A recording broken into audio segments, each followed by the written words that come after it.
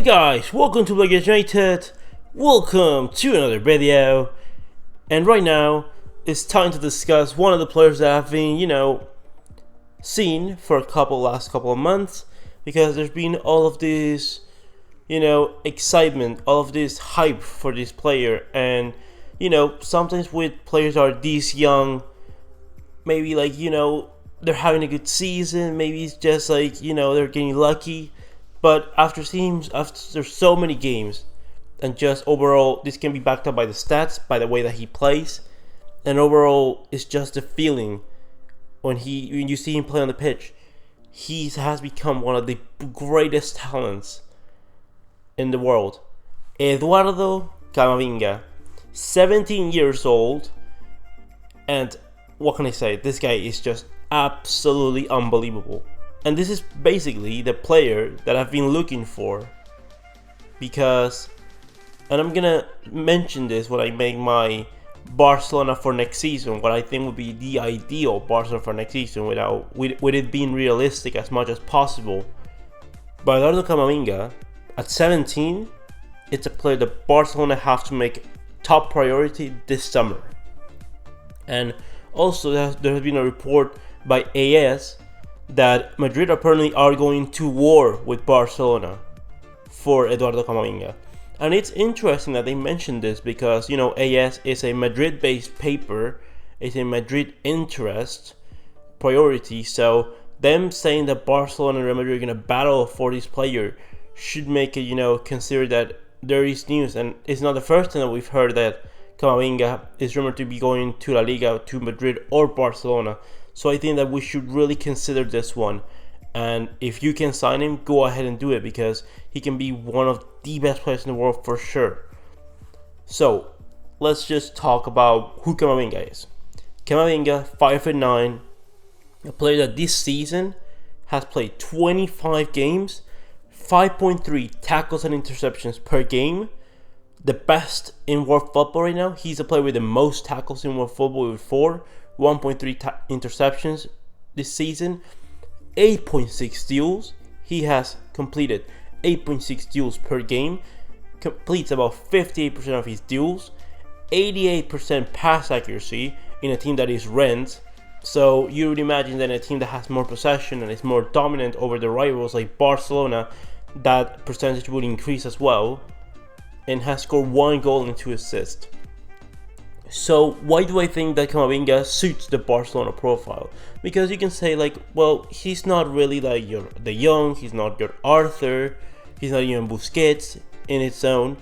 But when you see about it, it's like, this is the player that I've been searching for all this time. Because I've been basically searching the best partner for Frankie De Jong. And the best partner for Frankie De Jong is Eduardo Camavinga. Because when you think about it, okay, so if De Jong is going to play in the pit position, because he needs to be closer to the ball, he needs to have the ball at all times and be able to transition the ball from the back into the forward line, then I need someone to protect him. And not only someone that can protect De Jong and the other interior, but that also it's going to be able to reach those forward areas and help the forwards press, especially if you have Messi as one of those forwards, who is not the one that's going to help you press the most. You need someone with a lot of intensity in one of these interior roles that can help you press higher the pitch. And there's no one better than Camavinga, because every time that I see him at Rennes, he's pressing high up. He's helping those forwards, consolidate that pressure, which makes him one of the most effective players in world football. And I think that will help De Jong a lot, because that would mean that De Jong can, help in the press, can be defensively sound, with a player that Camavinga protecting him behind. And when De Jong wants to go forward, Camavinga can go ahead and press and do kind of that Arturo Vidal role. I think actually it's very similar to Arturo Vidal. It's just that I think Camavinga has better technique and will evolve with time. Let's remember, he's just 17, so this can only go forward. And yes, maybe his tackles and interceptions will go down to maybe from 5.3 to 4, with a team that's more dominant, that's going to have more of the ball, but that's still fine. It's still okay to have those kind of numbers in a team that's more dominant in possession, because that means that although we're having most of the ball, we're being effective with the ball. So what would this cost for Barcelona? Well, the rumor is being that Rennes want about 100 million, And let's be honest, pretty much if you have an exciting talent, everyone's asking about 100 million mark. I don't think that's true. I don't think that Rennes are going to be asking for 100 million really. Like, I think if once Barcelona and Real Madrid go ahead with 60-80 million euros, they should be able to get it. So it's a lot of money. I'm not gonna lie, it's a lot of money. But I think that Camavinga for 60 to 80 million, it's a pretty good deal. Now, if Barcelona are gonna go ahead and sign Camavinga, I don't want to see anything from Rakitic. I don't want to see anything from Arturo Vidal. At least those two have to leave this season in midfield. Aleñá ideally should go on loan. And well, I'll explain the midfield situation in another video. But at least Rakitic and Arturo Vidal have to go. Like, I don't want any of these bullcrap that Barcelona do, which they bring a superstar that should be really good, promising player, and then they end up putting like a million players right in front of him, so he cannot play any games during the season. Again, he has the potential to be special. I don't think that as a pivot he would be the best player, although he could play in a pivot position. I think as a player that can transition with the ball, because he's also able to, dribble with the ball. He has good distribution in long and in short range. So my verdict on Camavinga is that in the future, if we have a midfield of Arthur, De Jong, and Camavinga, well, you can have De Jong be the starter DM, and whenever you want to have, more attacking prowess, you can put a more attacking midfielder, maybe like Ricky Puig, and have Camavinga and De Jong, or Camavinga and Arthur be those other players that are going to be playing in those DM roles, which would benefit more a more attacking player like Ricky Puig, who has better last delivery in that final third. Things that Camavinga could improve definitely would be attacking contributions. With his size, like he seems to be really thin, but he's like very, he has a low center of gravity.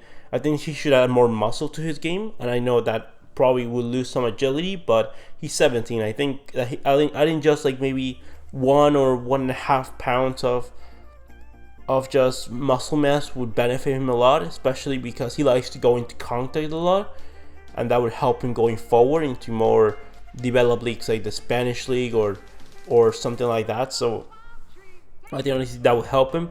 He has to improve in his in his shooting, in his long range efforts, because that's important for any midfielder to be able to just take a pop from time to time, just be dangerous. At least have for other teams to know that you're going to be dangerous in that situation. Something like Rakitic or Arturo Vidal, who every team in the world knows that if you leave Rakitic and Arturo Vidal in those kind of in the edge of the box, something like that, they can take a pop and they will be very dangerous for your team because they're really good long range shooters. So it's something that not only Camavinga has to improve, but De Jong and Arthur also have to do.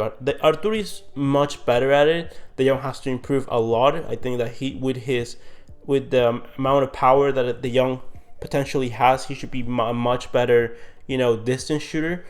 And Camavinga can also improve in that. I think that is something that will benefit whatever team he goes. And honestly, if we get him for about 60 to 80 million, maybe 70, that's a good deal. I think that Barcelona have the money. If they have the money to sign Neymar and all this crazy stuff, they have the money to sign Camavinga. He's 17. He could be here for at least the next 15 years. Could be that next generational central midfielder. And honestly, I think that he will be the one player to complete our midfield for at least the next decade. Like, you have to sign him when an opportunity like this comes around with only 17 years old. You go ahead, you sign him, and the good thing is that you don't have to give him like an obscene amount of minutes. He doesn't have to play 4,000 minutes during the season. You're gonna have Champions League football, you're gonna have Copa del Rey football, you're gonna have La Liga. So you go ahead and sign him, and you can play him in like half the La Liga games of the season. Like he can come on the bench, he can rotate with Busquets. When you are subbing out Busquets, you go ahead and play De Jong in the pivot. Try Camavinga. Maybe when you're winning 5-0, you bring in Camavinga straight away and rest your more important players. When you have those Champions League games coming up, you rest your starters and bring in Camavinga, and you just give him minutes overall. Copa del Rey, he plays most of those games, and overall, with all of that, you give him about 20 games during the season, 20-25 games, and he should be happy with that. Same thing goes with Ricky Puig. That should be the planning. not to have an obscene amount of midfielders, but have enough so if you have injuries, you can deal with it. And when you are coming into the important part of the season, you can deal with it as well. That plus La Masia should be more than enough. I will be mentioning my team for the next couple seasons, at least for 2020, 2021, what I would like to see. And I already can say that there's going to be surprises in there. There were surprises when I was thinking about it, but I made my verdict, and I think that that's a way to have the most balanced team possible for the next season. But with all said and done, leave me your opinions about Camavinga. Do you think that he'll be a good signing? Who do you think is actually better between Camavinga or Sandro Tonali that I've talked in previous videos? With all said and done, leave me all your opinions in the comment section below. Comment, like and subscribe. And I'll see you next one, Blaugranas.